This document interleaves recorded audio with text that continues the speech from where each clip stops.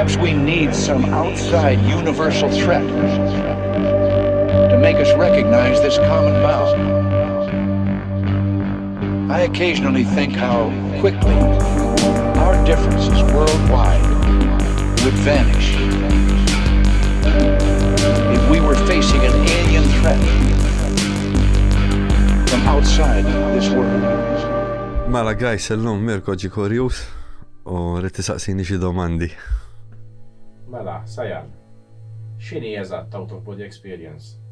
Imma spjega xi ħadd li laqgħet tesperjenza u ma jaf x'inhi kif tiddeskrivi out of body experience. Naħseb at one point kulħadd ikollu out of body experience. Somehow, in a way or another, jew tiġi naturali jew tipprova tqanqala sawa. Issa jiena fil-bidu kont noqgħod nibilgħu f'sarmi bkit. Inti taf, mhux eżattament nibilgħu f'sarmi, tipo kont ngħid imma kif jista' jkun daw jirnexxilhom jagħmluha. U mbagħad tkellimna mal-ħabib tagħna. Stenna qed taġġel nara għalissa kif tiddeskrivi għal xi ħadd la ma jafx x'inhi. Jiena ma nafx x'inhi. Qed nipprova nasal għaliha. L-esperjenza kif tiddeskriviha? N-nies jaħsbu li toħroġ minn ġo ġismek. Ma fil-verità ma toħroġ minn ġo ġismek, inti tibqa' fejn tkun. Inti ġast qed tittepja x'imkien ieħor mhux milli qed nipprova nifhem milli qed nifhem jien nifhem. Tipo inti tibqa' ġo l-istess lok, imma l-konxju tiegħek joħroġ minn ġo id-dimensjoni, jmur ġo dimensjoni oħra, da bħal meta illum il-ġurnata nista' niddeskrivi għax sibt xi ħadd ieħor li esperjenza l-istess affarijiet li qed nesperjenza jien, kont ngħidlek qisu xi ħadd qed jiġbidli l-kutra u l-aħħar li tkellimna tiftakar l-aħħar body experience li kelli, qedlek ħassejt rasi jisa ġeli. U fil-verità mhux jisa ġeli, meta jisek toħroġ minn ġo l-ilma. Taf kif dak il-feeling li meta toħroġ minn ġo l-ilma tħossok. Fiżikament waqt li inti qed toħroġ minn ġismek jew x'imkien ieħor tħoss xi tħoss eżatt bħala sensazzjoni. Mhux dejjem li qisha l-istess il-ħaġa, ġieli tkun qisu bħal meta jkollok ħafna kutri fuqok u xi ħadd jiġbidhom. Fimtu tħoss qisek ħiereġ minn saqajk men. Tipo. L-arja aktar kiesħa. Le, ġast qisek qed tħossi xi ħadd inaħħilek il-kutri minn fuqok. Jew nkella di l-aħħar waħda kienet kont fuq l-imħadlet nisma' il-Hemising għax jien bil-Hemising kien nexxieli nagħmelha. U tipo ħassejtni jisu ġeli, infatti għamilt jumejn jisni għalla ma stajx niġi ftiejetlek. Inti xu tiġifieri.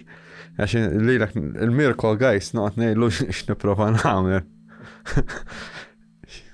Issa, meta kienet l-ewwel darba li smajt bl-out of body u x'kont taħseb fuqha biex kien l-ewwel darba li smajt xi 2014. Meta bdejt ninsegwi lil Tom Campbell fil-bidu ma nafx jekk taf x'inhu. Tom Campbell huwa wieħed li kien jaħdem ma' Robert Morrow. Robert Morrow kien l-ewwel wieħed li beda il-Morrow Institute fejn daw jistudjaw dal-affarijiet, jagħmlu test, jiġifieri u jagħmluhom ġo jisom ċelel, ikunu jiġifieri insulated fejn eżempju t-test ikun wieħed jikteb fuq karta, imur jagħmel out of body experience, il-persuna l-oħra li tkun qiegħda ġo chamber li ieħor jintaqgħu waqt li jkun qed jagħmel ġifieri jagħmel out of body experience ukoll il-persuna l-oħra jintaqgħu ġo darhom u jaqsam l-informazzjoni, mbagħad l-ieħor iqum u jiktebha fuq karta. U kien hemm xi riżultati tagħha li huma pubblikati. Ejja mela.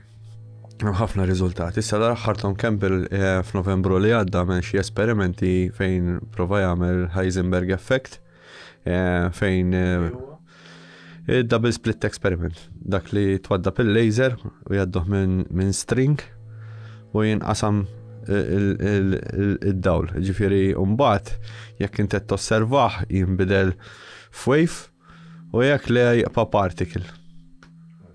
Mux kienet l-opinjoni tiegħek meta kont tisma' fuq out of body experience ta' kont ngħid astja ma nafx ma jirnexxilix ifhem. Ma kontx etnejt kollu bullshit dan, għax Inti kont temmen fija, ġast inti taħseb li qatt ma tista' tasal għaliha. mux eżattament. Da bħalek għal-bara. Inti ta' CA5 konċettiku bħali. Ma taħdem. Mort darba u rajt. Ġveri. Fis-sens, jiftajli xruma ma nafx, ma hemm kienu. Anki, ġifiri da at this point ċemmiżjiet li huwa impossibbli. Ejt li inti, jekk CA5 tirnexxi. Jew fofs mhux waħda rajthom. Għaw min jara li ħirsa li jissa nistgħu nidħlu fuq għadi wkoll. L-out of body experience, it-telepatija, is-sci fenomenu huwa kollu taħt keffa waħdu. Kif interessajt ruħek imma biex taqbad u tipprova inti l-esperjenza x'kienet xi ħaġa li ġalitek tajt ħammura li aħna prova? L-ewwel ma provajt nagħmilha xi sen ilu meta Annalise qalt li kważi nexxielna. Xi dak kien wara Ta' Kevin. Spjega għalhom naqra x'kienet. Mela Kevin għamel eventi hemmhekk fuq il-YouTube. Ħallulhom link. U tipo Annalise provata, ħadna interview ma' Kevin dal-waqt ġifiri tarawa. U tipo minn hemmhekk qed ħan nipprova u provajta. Tiftakar kont għedlek bdejt nħoss ġismi vibra imma ma rnexxilix noħroġ. Ġieli l-ewwel esperjenza tiegħek kif kienet tal-out of body ma rnexxi. Bżajt u ma rnexxi. Fl-impont bżajt kif kienet. Kif jibda jitrija. Step x'ġara l-ewwel darba. Improvajt nimxi l-steps ta' Kevin, kif beda jgħid, wiċċek il-fuq u dan u hekk. U mxejt step ġifieri, eżatt, għamilt l-alarm, provajt nagħmilha wara li rqadt mbagħad irġajt mort biex nipprova norqod. X'għamilt iżjed. Kollox step by step kif għal Kevin fil-xi sema. Mbagħad x'il-ġismi beda jitrijat u bdejt inħossisu bħal meta jkollok ampjena ta' buzzer ta' xi form hekk tisma' letteralment. Jiġifieri x'bdejt nisma' dak il-ħoss u bdejt ġismi beda jitrijat qomt bżajt ġifieri.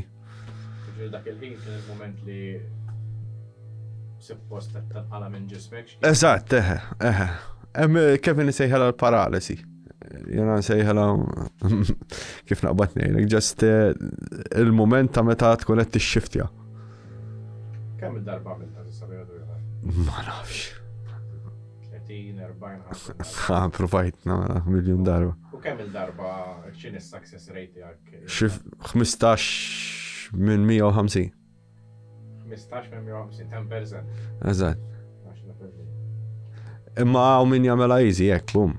Jiena għandi problema bl-ADHD u moħħi ma jkunx qiegħed konċentrat għalhekk nuża l-hemisync biex.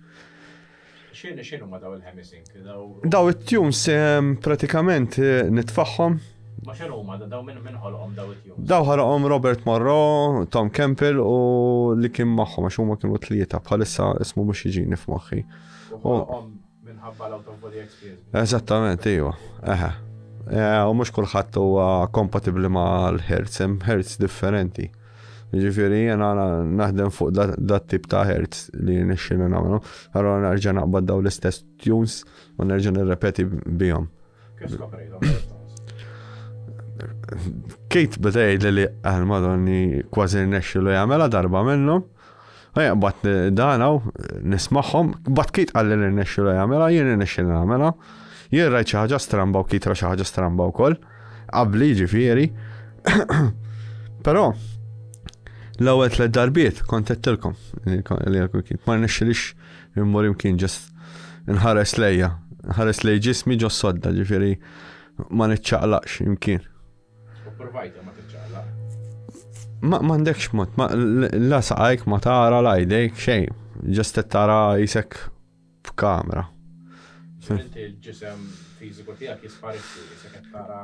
Jiena ma narax ġismi, hawn min jara ġismu, ġifieri jara jdejk u dan u hekk. Jiena ma nara xejn, ġest jisnet nara kamera. Ma meta tkun qed tara bħal mija r-realtà propja naf tara differenti. Mhux dejjem l-istess, pereżempju l-ewwel tliet darbiet bdejt nara jisu kollox fil-vjola hekk. Raba darba mor ġo post kien iktar mudlam, ma nafx hekk ġieli spjegajta. 5 darba mort għand persona ribti, ġifieri, ħabiba tiegħi.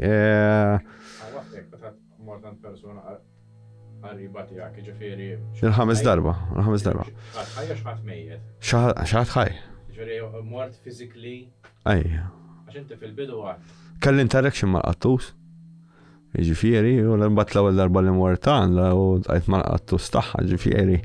Tipo, dal-qattus għarafni, u stess għalt li mux normali. U inti ma konx taf li għandha qattus jew. Kont naf li għandha qattus, ma qatt ma rajtu dal-osti qattus qabel. Tipo. Ma l-affarijiet li rajt waqt l-out of body. Once li inti mort fil-post vera kienu. Ejja. Għax inti fil-bidu semmejt, għat inti mux jessaċ toħroġ minn ġismek imma tmur ġo dimensjoni oħra. Eżatt. Allura jekk mur ġo dimensjoni oħra, kif mort ġo post li huwa fiżikament vera jeżisti, jew tista' talterna. Di għadni m'għandi spjegazzjoni għalli, għax eżattament inti titlob xi ħaġa, isa għax hekk taħdem, jew nkella taqbad u tieħdu fejn trid. Meta tgħid titlob xi ħaġa, x'titlob? Raba darba qed irrid nitgħallem. Fimt, u tipo mor ġo post, il-post kien mudlam. Inti s-setjajt intenzjoni. U kif t-setja intenzjoni, jek jena nishtiq xaġa partikolari? Xej, ġast konti għed fil-kamra t-nħares lejja nifsi u għed jena rrit nitallem xaħġa minn di. Tipo, għavolja għedġod il-kamra għal xejn, għax inti jien ma kellix lok ta' fejn iċċaqlaq l-emmola u xejn. Ġast għed rrit nitallem xaħġa minn di. U ħadetni jek, bum, ġod għal-post. Inti għamilt l-intenzjoni mux qabel l-out of body. Ne, waqt ejja. Dak il-ħin, tipo. X'differenza hemm bej l-ewwel drabi li għamilta u issa? Hemm huwa differenza, pereżempju il-buzz, dak il-buzzing jisu naqas naqra. Qabel kien ikun iktar hemmhekk. Il-buzzing x'inhu eżattament ma jafx. Il-buzzing jisu għandek ampina ġo moħħa kien. Kollu sejra. Imma inti toħroġ, ġifieru tiqpa tisimgħu dak ikun fil-background, imma issa jisu naqas. Jisu imma filja, ha. Somehow. U għandek iktar kontroll fuq fejn. L-out of body. Mhix dejjem. Eżempju, l-aħħar li għamilta mort fil-bidu betlek lila ketlek desert jisu aħmar u sama blu. U xsibt li jett biċċi l-isfel. Imbagħad erġajt għamilta, erġajt ġo morġa dal-post, u ndunajt li kienet tipo għolja, zaħira. L-art ħamranija u sama blu. Imma l-ewwel darba li morġa dal-post ma jdik dik il-frażi għażda abadan. U jien għamil translate tagħha fuq Google. Jekk tisseparhom il-kliem ma jagħmlu sens, imma flimkien dil-frażi tfisser forever and ever. Sawa? U il-kliem il-lingwa jagħmel Uzbekistan u jien fittixt Red Mountain Uzbekistan u hemm daw ir-Red Canyons fejn l-art hija ħamra pratikament. U x'taħseb li kienet ir-raġuni għal fejn specific li mort hemmhekk? Kien hemm ħafna nies, men. Dik istramberija. Ma għal xiex propju dak il-post. M'għandix idea. Għalek ma tafx. Għadni ma nafx. U taħseb li xi ħaġa li forsi issir tafa l-esperjenza tal-astra. Min jaf, dal-aħħar ġimgħa ma rnexxielix nagħmilha darba. Ġifieri. U inti meta tagħmilha dejjem tkun aware tas-sounds fuq barra wkoll. Wara tiġi inti jessaċ ma tkunx xorta għadek qed mar-realtà. Ejja. Ġifieri x'ħadd jgħidlek waqt li qed tagħmilha xorta tisimgħu. Ejja. X'kontroll għandek fuq il-ġisem tiegħek, fuq il-ġisem astrali tiegħek meta tkun hemmhekk? Literalment jieħdok fejn jrid jew? Kważi fejn jrid hu. Ma taqbadx art tagħha l-istorja, eżempju problema minnhom hija meta ġieli mhux l-aħħar li għamilta ta' qabelha qed trid immur x'imkien. U mor ġo dal-ostja post imma tgħidlix fejn u men. U qasna f'nispjegah sewwa Għax kien jisummu dlam, u affarijiet leqqu. Imma m'għandix fucking idea, men.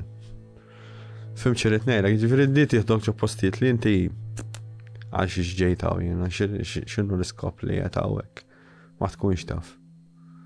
Imma ġieli kien hemm ħarġet informazzjoni minn daw l-out-of-body experiences li jenitek fir-realtà mbagħad. Iwa ta' ġiri eżempju nagħmel out-of-body experience u nara xi affarijiet li għamilt jiena u fejn kont żbaljat jiena. Terġa' tgħix esperjenza passata. Eżatt. U tara lilek innifsek dik is-sitwazzjoni. Ejja. Fejn għamilt żbalja u ħażin jiena. Fim ma nafx għax kull darba tiġri hekk. Kull darba eżin tiġri ta' spiss. Fimtu dal-inċident per eżempju jkun għadda snin jew jien naf tkun għaddi ġimgħa jew ġimgħatej. Ma jkunu affarijiet li baqgħu f'moħħok jew tkun insejthom letteralment u terġa'. Hemm tnejn minnhom kont insejthom. Poppjaw ġo moħħi fejn jien kont żbaljat. U rid raġun.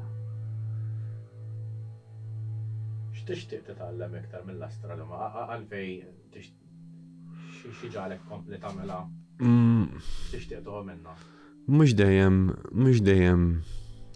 S'issa ntqajt ma' xi ħaġa tliet darbiet. Xi ħaġa x'inhi.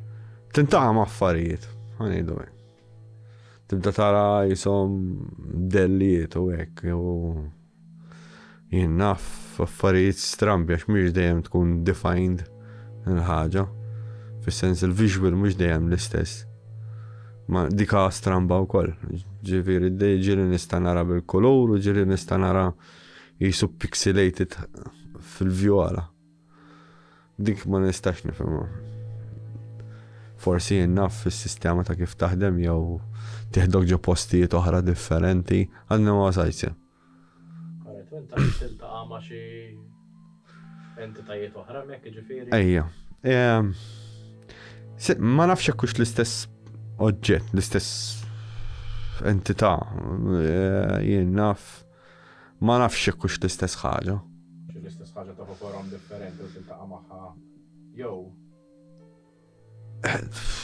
Eżattament qasna nispjega l-ħaġa. X'tara meta inti tajt hemm entità. L-ewwel darba jisni rajt biċċaġin hekk jisni blatek. Jisa xi ħaġa tipo. U saqsejta xiex kienet hekk dik il-forma. It-tieni darba kienet jisa kaxxa. U x'kienet ir-risposta?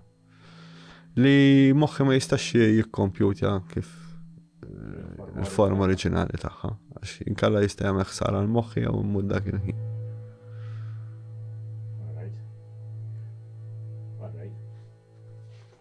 Issa ma nafx. Għax tikka stramba l-ħaġa.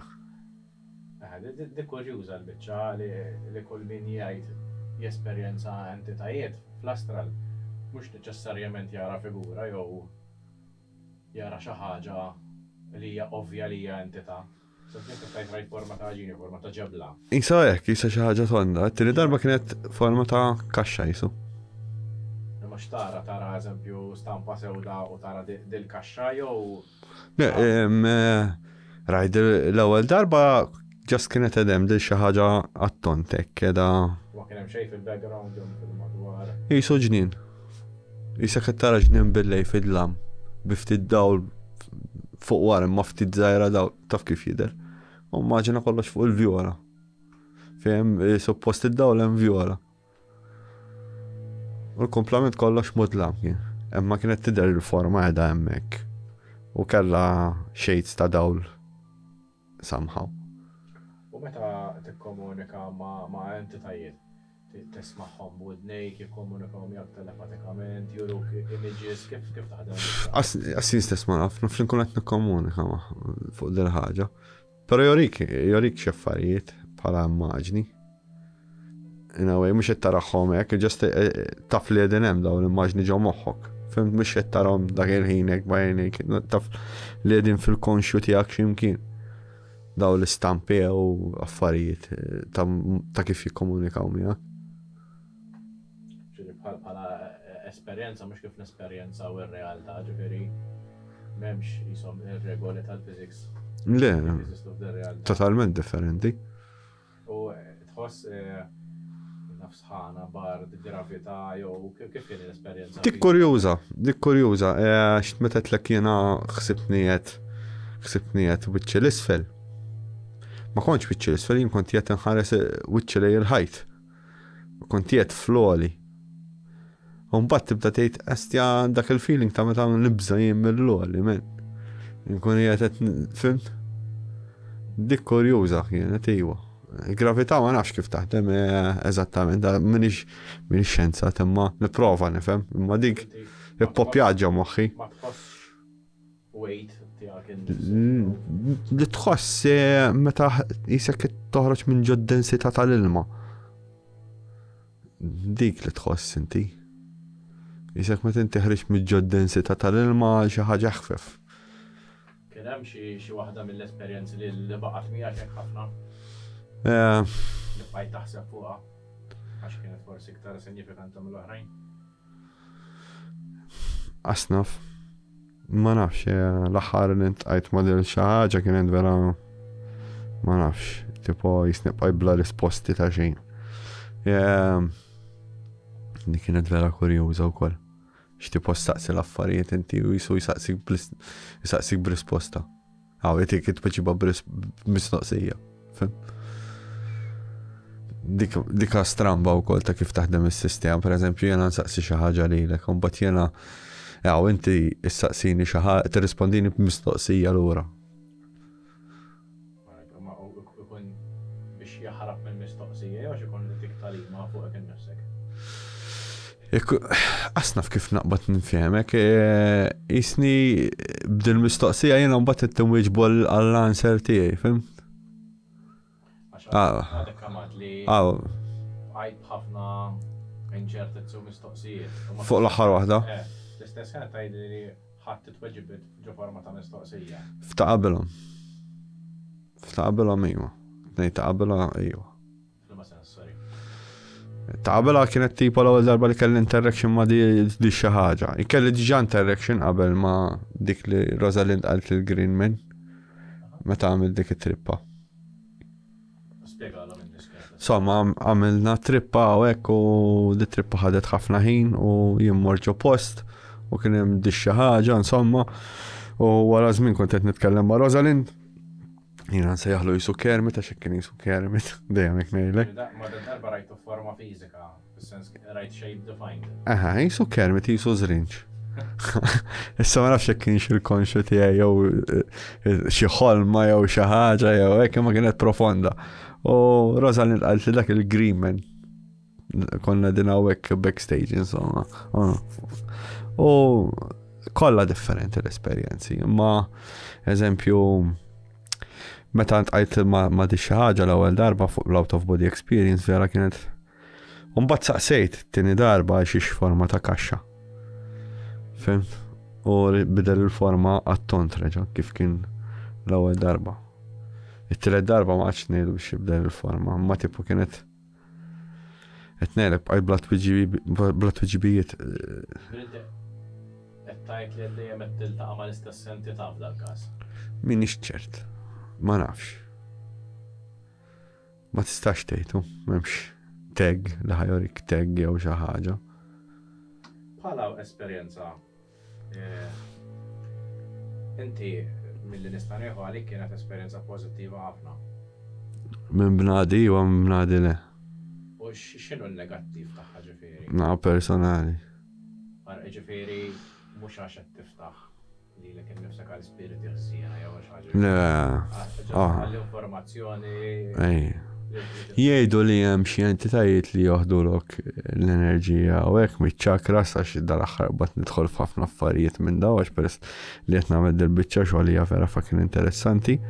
Jiena fil-bidu t-tielet darba rajt xi ħaġa stramba bħal figura sewda imma fit-tieni darba li ntqajt fl-ewwel darba li ntqajt ma' dil-entità għalli mhux dak kollu li hu sabiħ huwa sabiħ jaf ikun ikraħ minn ġewwa. Ġifieri dal-affarijiet kif naqbad infehmek huma vera fucking strambi ta' kif jaħdmu. bħala mekkanika jien naf jekk qed nara lilek naf li inti Mirko, però qed nara dil-entità jisnet nara siġġu f'miljun. Ma tkunx taf jekk hux l-istess ħaġa jew le. Ġifieri inti ma tarax li hemm periklu li persuna jagħmel dawn l-esperjenzi. Jiena jaqraw dejjem u kif u jfittxu fuq YouTube hemm ħafna nies li esperjenzaw kellhom esperjenzi differenti, tidu tarblu minn segwu u tfittxu dejjem segwu li huma qegħdin top bħalissa li huwa Tom Campbell, hemm tat-telepathy tapes ukoll. Fej x'aktarx til-ħaġa hija marbuta mat-telepatija ma' kollox tal-out of body experience. Ġast aħna qed nittepjaw ġol konxu ġod il-live stream li għaddejja. Ġifieri inti jekk xi ħadd isaqsik għandix nipprova. Le, di għodda qiegħda hemmhekk għal kulħadd. Ġifieri jien ħeġġeġ in-nies jippruvaw. Biex ma jgħidux li jien miġnun u għara bħali li aħna mġin, ġast prova qiegħda hemm għodda. Kemm taf nies li pprovaw? Naf iktar nies li ġratilhom waħedhom milli pruvaw. U jiffrikjaw. Wara li tiġrilhom ġeneralment jorjhom l-ispazju u affarijiet oħra jew nkella jqumu u jaraw lilhom infushom riqdin. U kemm iltqajt ma' nies li ġratilhom mod spontanju ġifieri? Intqajt ma' ħafna nies, ma' ħafna. Jibatuli messaġġi kelli out of body experience mort fl-ispazju rajt il-pjaneti. U kif jesperjenzaw bħala xi ħaġa sabiħa jew bħala xi ħaġa li tbeżżaħ? Jiena qatt ma ġrat li nara l-pjaneti, nixtieq nagħmilha. Tipo, tkun tal-ostja kieku. Mhux kienet id-domanda. U għalihom in-nies li ġratilhom mod spontanju. Beżaw mill-esperjenza jew fl-aħħar Kien hemm min beża, kien hemm min reġa' prova, ġifieri, għax imbagħad qalbetu l-kurżità u hekk. Naf min tirnexxielu easy, naf xi tlieta minn nies li tirnexxielhom easy. Jien ma jirnexxielix tiġini easy. Nixtieq kieku tiġi easy. 10% success rate hija. Hawn min jagħmilha hekk, pum. Bla problemi ta' xejn. Jiġifieri m'għandix success tajjeb 10%. Ħdej ħadd ieħor. Jekk hemm min eżempju jien naf jagħmilha easy hekk, hawn min jagħmilha jkun qiegħed konxju l-ħaġa. Dal-aħħar skopriet għax bdejt nara fuq ta' Tom Campbell u pereżempju min ikun qed jagħmel xi intervista u hekk u jitlob l-għajnuna waqt li jkun qed jagħmel l-intervista ġifieri joħroġ minn ġo ġismu u joħroġ minn ġo ġismu, jitteppja ġo dir-realtà għall-informazzjoni. Jien ma jirnexxielix nagħmel dik. X'inti qed tgħid li kkumparat ma' nies oħra. Qasbi kien. Għall-ostja, kieku mill-eżamijiet bħala H ġibtu. Mela. Tara li hemm xi konnessjoni bej l-out of body experiences, l-astral projection. Ejja. U l-UFOs. Kollox jgħid. Kif il-konnessjoni? Kollox taħt keffa waħdu. Nibdew mit telepathy tapes. Mela, bħalissa hemm daw tat-telepathy tapes li ħarġu xi 3 xhur ilu, 3 xhur u nofs ilu. Serious iwa. Jien kont naf bit-telepathy u hekk għax ġieli tkellimt fuq xi ħaġa fejn kien hemm studju li kien sar miċ-Ċekja u mir-Russi. Jiġifieri din xi ħaġa ġdida li ma n-nies hija ġdida u bdaw is-serje ta' telepathy tapes qishom qed jagħtu l-informazzjoni li jien m'iniex kapaċi nagħti lin-nies hemm barra. Fimt m'iniex kapaċi nagħti jiġifieri għax kif naqbad ngħid ma nafx nispjegahom sew dal-affarijiet. U daw it-tnejn min-nies, Kai Dickens u professura Diana jagħmlu daw l-esperimenti ma' daw it-tfal li huma autistic level 2 non-verbal, jiġifieri daw it-tfal l-individwi, għax mhux tfal biss hemm individwi li ma jitkellmux, jiġifieri għandhom speech impediment u affarijiet oħra, u jużaw apparat biex jikkomunikaw, tipu ta' tablets u affarijiet oħra li jkollhom speaker u jkun jistgħu jaqdu l-kliem. Daw pratikament l-ommijiet u t-teachers u il-carers tagħhom ta' daw it-tfal indonaw li kien hemm xi ħaġa telepatika fejn it-tfal joruhom affarijiet waqt il-ħolm, jew kalla jkellmuhom bil-ħsieb, jew kalla joruhom xi stampi u hekk minn ġo moħħhom, jew kalla jibdew jaqraw xi jkunu qed jaqraw l-individwi li jkunu close tagħhom. Issa jiena dawn l-affarijiet kont naf bihom ħafna, ili ħafna naf bihom. U kemm il-darba tkellimt fuq ta' żrameġ, l-esperiment ta' żrameġ u l-fnik. Però mmorru qabel dan kollu kien hemm da xjenzat fej beda josserva qed nitkellmu late 1800s. Beda josserva daw il-wolves ġopek kif bdew jaħdmu. Bla ħsejjes, bla komunikazzjoni ta' xejn u l-wolves kienu jafu kollha fejn qegħdin. U għal ma jistax ikun. Kif daw il-wolves ikunu il-bot ħafna minn xulxin, da nitkellmu 50 metru, 200 metru, 300 metru qed jikkomunikaw u ma jistgħux jaraw il-xulxin, jiġifieri għax l-art mhijiex livell. Jikkomunikaw biex jikkaċċjaw. Biex jikkaċċjaw pereżempju xi ċerfa jew xi ħaġa oħra. Issa dak kien qed hemmhekk biex jikkaċċja d-dier da xjenzat. U daw jagħmlu outpost fuq siġra sawa u jistennew il-xismu il-ċerfa tiġi u jisparawla. U da xjenzat beda josserva l-wolves ta' kif jikkaċċaw il-ċerfa.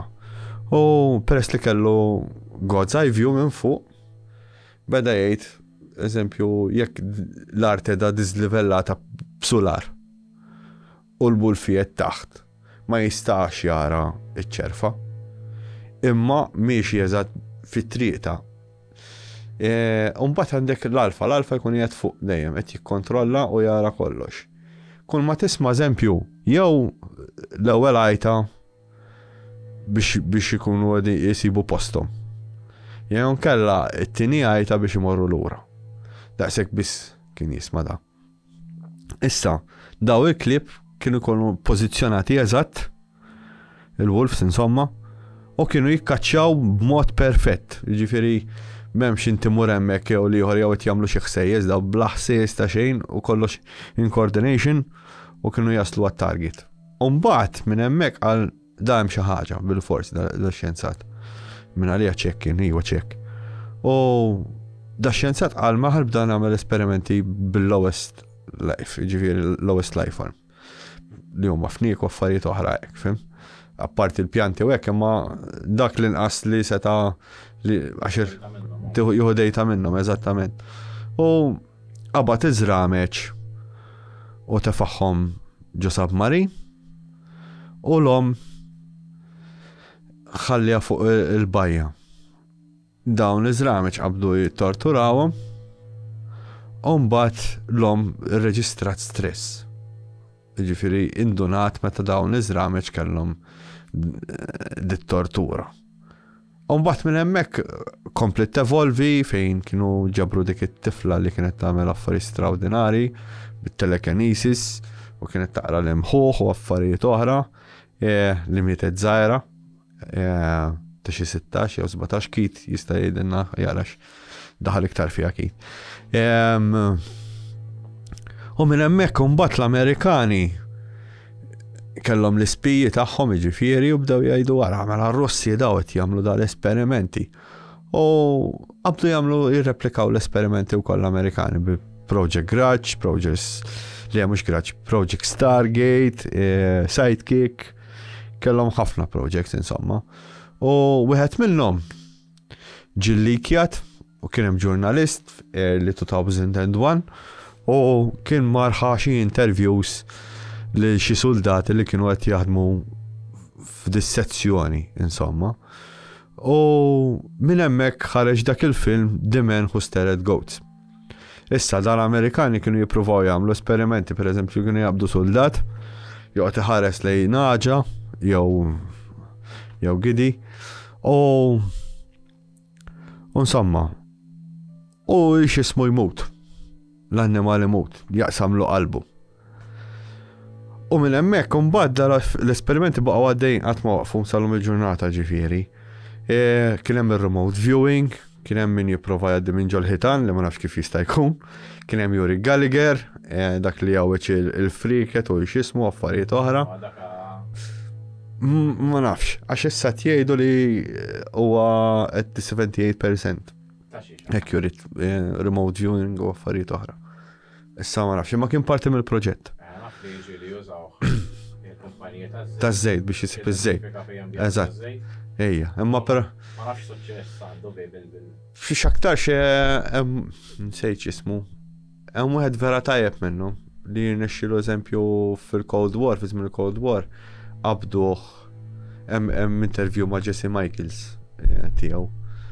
Qabduh fil-Cold War biex jagħmel remote viewing fuq bini. U dal-bini kien hemm żewġ submarines il-bot ħafna mill-baħar. U daw submarines kienu kbar state of the art ġifieri. U għallu kif jista' jkun insomma bdew jgħidulu li għandek żballu hekk. U wara ftit żmien raw daw is-submarines mir-ritratti tal-spy planes fejn bdew ħafru trinek biex joħorġu daw is-submarines. Wara dan kollu s-submarines tafawhom fil-baħar u reġgħu marru għand l-individwu għallu biex jagħmel remote viewing biex jaraw fejn din daw is-submarines. U minn hemmhekk ħarġet l-istorja tar-Red October. Min ma jafx x'inhi l-istorja tar-Red October, l-istorja tar-Red October li nafu biha aħna hija li kien hemm wieħed taħt il-kaptan insomma ta' da submarin u għamel mutinament u rid jieħu is-submarin u jieħdu ġo port ieħor. Dik l-istorja li għandna. Imma l-istorja li ħarġet issa hija li kien hemm da remote viewer u daw ta' CIA qabduh biex jaraw fejn qiegħed dal-ostja submarin u għallhom is-submarin qiegħed hawnhekk. U qabel ma kienu ħirġin għallhom tidu tkunu tafu x'inhu jiġri wara s-submarin. U kien hemm UFO skont dal-bniedem, USO f'dal-każ għax taħt il-baħar qed jiġri wara da s-submarin. L-informazzjoni għadha kollha hemmhekk li smajta fuq Art Bell naħseb late 2010 u għedna diċinid l-istorja. U insomma, l-informazzjoni għedha kollha hemmhekk fejn da Red October kienu qegħdin jiġru. L-ewwel kienu qegħdin jiġru ma wara dal-USO. U mbagħad beda jiġri warahom l-USO. L-Amerikani kienu intbagħtu biex jiġru wara dal-submarin. Issa l-Amerikani għal min ma jafx fil-50s kien hemm Townsend Brown u Thomas Townsend Brown kien għandhem sistema akustika taħt il-baħar fejn dal-Amerikani kienu mmeppjaw ħafna mill-Mediterran b'dal instrument. Imma sonar perfezzjonat ħafna. Mmappjaw ħafna mill-Oċean Atlantiku, insomma ħafna mill-prama tad-dinja, madwar id-dinja, u għandhom fil-Mediterran ukoll. Jiġifieri fil-Baltic Sea kollhom kien għandhom minn dal-instrumenti. U bdew jiddetektjaw affarijiet li qed jiġru daqs the speed of sound, jiġifieri, taħt il-baħar li huwa impossibbli. Ma għandna xejn jimxi dak il-volum ta' speed ġo l-baħar u ma jħallix ripples għax inti tinsix meta tkun qed taqdej xi ħaġa taħt il-baħar qed toħloq vortex bir-ripples b'kollox. Jiġifieri da mhux qed iħalli ripples, da letteralment qed jifroq il-baħar mingħajr ma jagħmel displacement kważi. Jekk ikun hemm displacement huwa ta' ftit żgħira ħafna. Jistgħu dal-oġġett għaddej minn ġo tubu u mhux qed imisma' però hemm jiddetektjawh mhux minn water displacement, insejt minn xiex. Insomma, ikun hemm xi ħaġa fejn jagħmel xi displacement bekk jiddetektjawh. Da kollu kif jaqgħod ma l-esperjenza ta' l-astral u l-out of body. Għax huwa konnessu. Immaġina aħna din il-konxju tagħna mhux jetaw. Il-konxju tagħna. Konxju tagħna jaġġej minn x'imkien. Da bħalma għandna l-internet illum. U da l-internet qiegħed kullum kien madwarna, ġifieri aħna nistgħu għandna aċċess għalih. Għandna d-dashboard u għandna aċċess għalih. Fim? Imma aħna tant kemm sirna materjalisti li maħniex nagħtu każ dal-affarijiet u kif naqbad ngħidlek.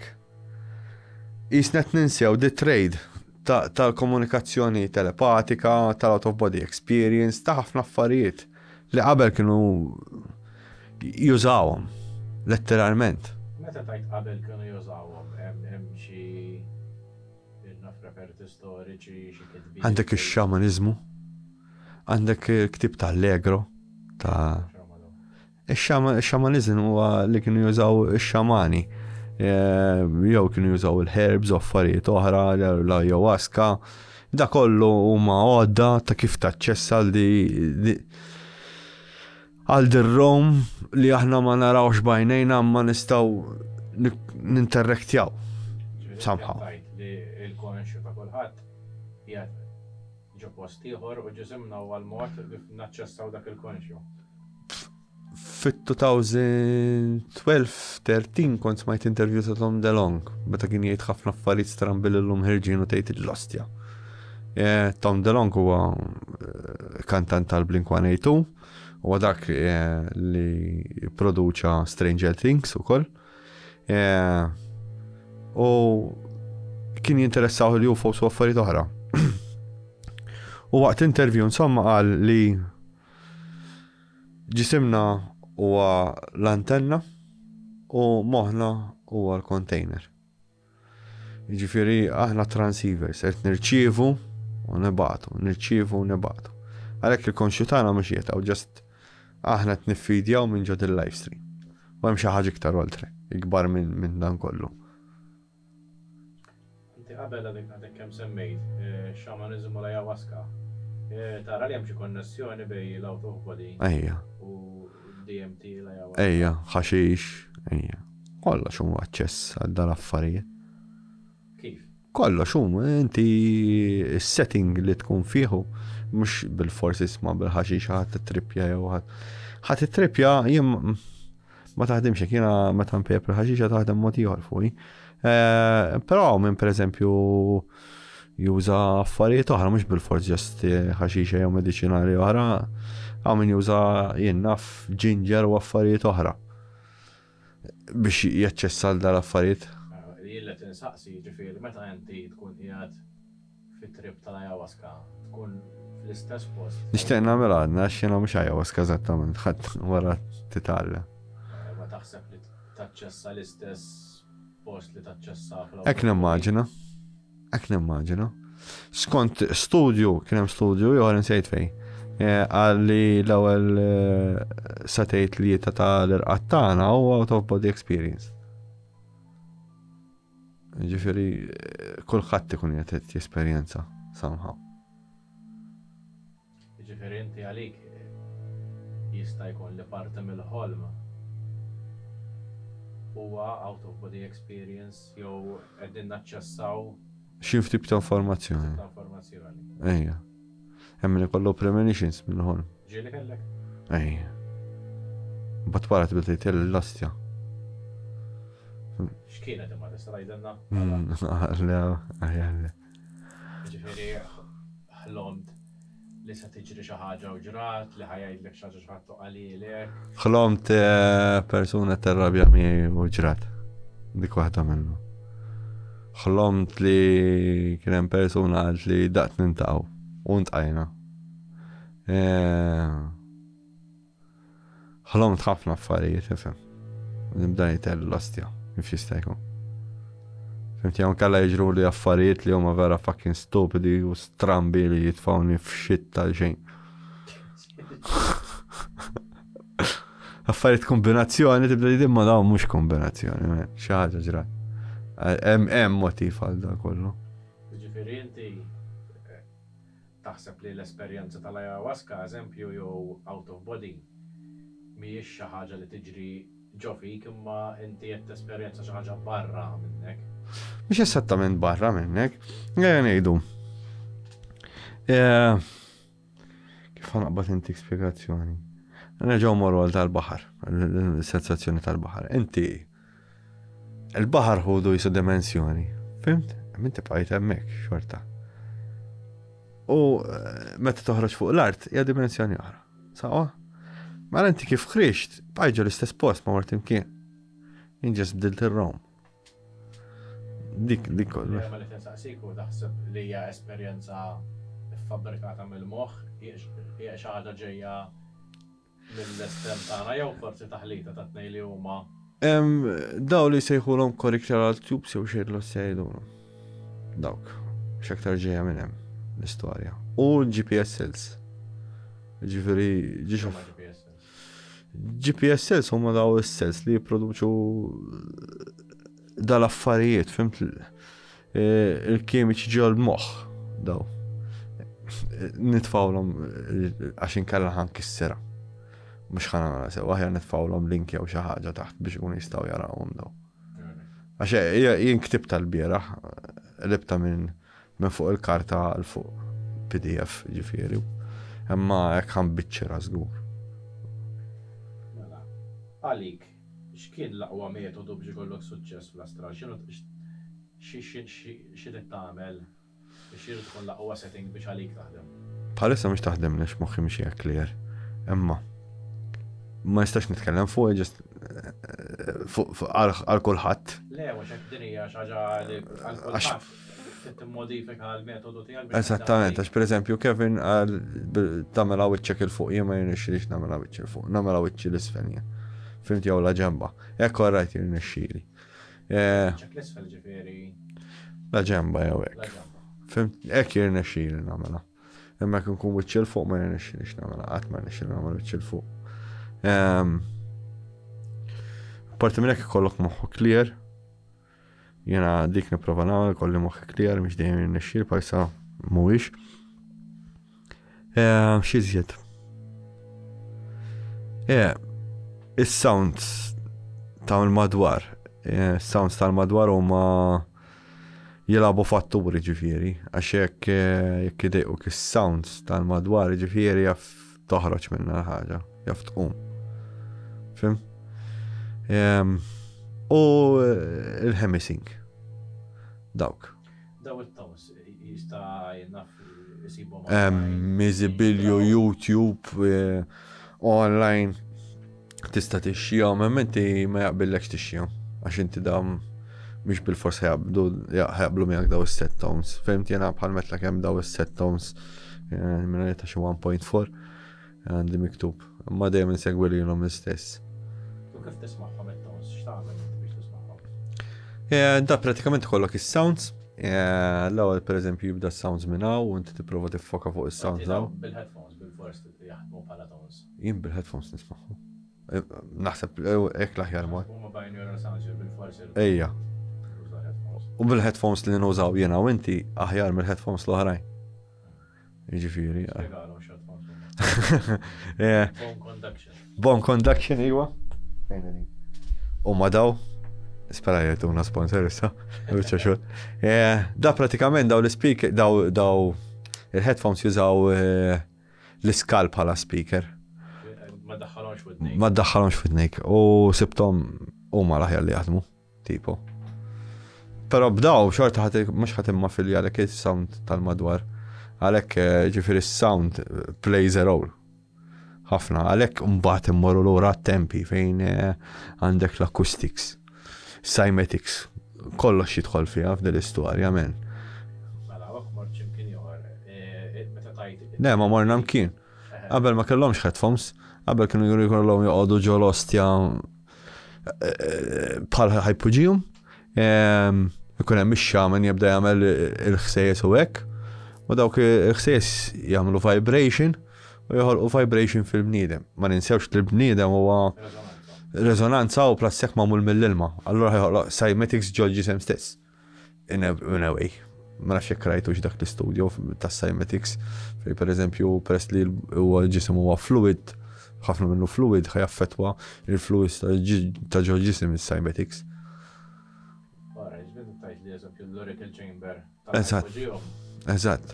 Huwa għodda biex. Eżattament. Ansja. Ejja, teħħansja l-esperjenza għodda, letteralment għodda, għalxi xiet hemmhekk akustikament. Jekk itmur pereżempju il-piramidi ta' Quetzalcoatl, meta tagħmel hekk biex jismu ċab tisma' reżonanza differenti. Il-ħoss ikun differenti meta jiġi jaħbad lura u totalment differenti. Jiġifieri daw il-postijiet huma kollha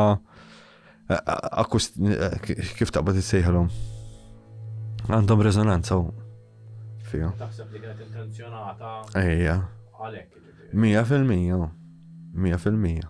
Inti għaxi xieġġa tal-post fejn jivvibra daw is-sounds. Jisu għet jamillek chemising, man. Għallin għasek naħseb. Da jaff għandi zbaljena, imma l-lum il-ġurnata naħseb li dikija l-użu taħħom. Provaw. Niprovaw, xarta. Mela, Imma rridu nkunu nafu x-sounds kunu jużaw. diki. Imma tista' tipprova taqta' għax taf xi jirreżonejtja. Aha, U tagħmel reverse engineering. eżattament. Mhux ħajkun permess. Ovvja li le. Taħseb li kulħadd lesta li esperjenza hekk jew Għalix le. Jek tiġri l-ek waħeda mbagħad. le mhux biex ngħidlek dik tiġrek wara tkun ġrat. Jini li nejlek prova. Prova. Ma taħseb li hawn nies Jek ħat tiġi waħda ħat għazdek. Ma tkunx taf xil, tejt xil last jaġaraw. Fimt? Ġveri jek t-prova ma ħat għamet titlef xejn. Xorta somehow ħat iġri l-ek. U ma ta' tkellimna ma' kit. Da' toħroġ l-esperienza tijaw u koll. Ġifiri kif il-mod ta' kif id-diskrivili. Near death experience tijaw. Kienet emmeda ta' l-istess ħaġa jisu. Għaxu beda jara xejt ta' kannella. Kannella vjola mux il-bot. ġifieri inti tara l-inkanka Ma experience. Ejja. Jien nejlek li jekk immutu qasem morrum kien. Paw ġodi live stream. U ma din live stream allura hija bound ma din-dinja biss ġifieri. Min jaf? Ma naħsibx jien. Naħseb maquda ma ħafna kbar. Allura ma tistax. Bħal dak il-film. Everything, everywhere, all at once. Allura bl-istess kunċett ma tistax titjunja fil-kuxjenza ta' ħaddieħor, fil-consciousness ta' ħaddieħor. Dika bdejt nara fuq tab The Book of the Dead, ilu ħafna. Fejn kienu jaħsbu li inti, il-Pharaohs, setaw jihdu xi ġisem ta' xi ħadd ieħor minn xi proċess insomma u xi ritwal. Minn hemmhekk ħarġet dik l-istorja tal-Stargate ta' dak il-film ġifieri. Imma hemm dan informazzjoni tipo kienu jaħsbu li isma' dal-Pharaoh jista' jieħu l-ġisem ta' xi ħadd ieħor. Ma ninsewx id-Dalai Lama.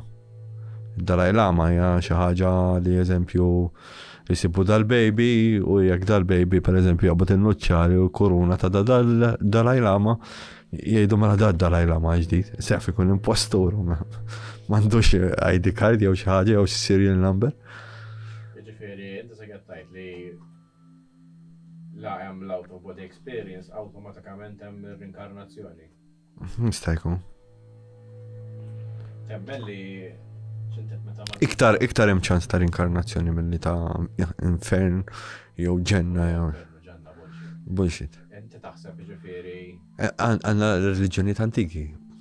li meta il-ġisem imut u dil-consciousness ma għandha bżonn issib host ieħor. Naħseb li jiena s-sistema ta' il-host fejn jkun hemm bżonn. Fim? Ġifieri jekk jien naf il-sistema għandha bżonnok li inti tkun pjanta, li l-ek titfak pjanta. M'hemmx għax titgħallem jew tikber inti just hemm boom. Ġifieri inti m'għandekx il-konċett Buddhist jew Hinduist li titgħallem Ne, l-esperjenzi tiegħek. titgħallem minn kull esperjenza. Ma mhux Ma tagħmilx sens dik. Għalhekk għaxix. Għax inti meta tiġi hawnhekk insejt kollox. Allora frak imma tgħallem xejn. kollox imma fil-verità taħseb Ejja. Insejt kollox bil-fors, insejt kollox hu. Għax inti titgħallem kollox minn ġdid. hemm inti qed tajt isom l-skills li jagħmluna umani imma L-skills dawkom imma x'inhu tajjeb u ħażin taħseb li huma ġorrux miegħek minn l-esperjenza l-oħra. ne. Ma ġorux ta'. Kollox. Disa sejta d-domanda, ġifieri. Staqsejta waqt l-autobody. Ejja. Just transazzjoni il-mewt. Il-mewt ma teżistix. Palma darbet la kontiet li bullshit. Mela, għal min jixtieq jipprova l-ewwel darba x'parrilti. Xej, provawa, u d-buzz. Fis-sens tibżawx. Jħossu ġisimkom qed jivvibra u dak il-ħoss Trump tagħtu x'kas u ntelqu. U tiġi waħda. Mbagħad is-sistema teħdok fejn trid mhux fejn trid inti. Jien qatt m'għandix kontroll. Forsi jafaw minn l-ewwel darba jkollu kontroll. Jien m'għandix. Minuta noqgħod ngħid x'murti m'għandix. Kun qed tikdeb. Għalija nkun qed nikdeb. Jien għalija m'hemmx kontroll fuq għadi. Is-sistema fejn tridek ħadd jieħdok. L-aħħar mistoqsija. Għalfejn qegħdem dil-għodda? Naħseb saqsejta d-domanda wkoll. Biex tgħin in-nies fil-proċess tal-mewt, fit-transazzjoni, biex nagħtu każ il-ħajja iktar u tal-madwar, il-moralità u ma tarax kbiru biex din kollha ġol istess banju. Dik naħseb. Fima nejba. Għarrejt ma' Amerika. Ma narawkom, guys.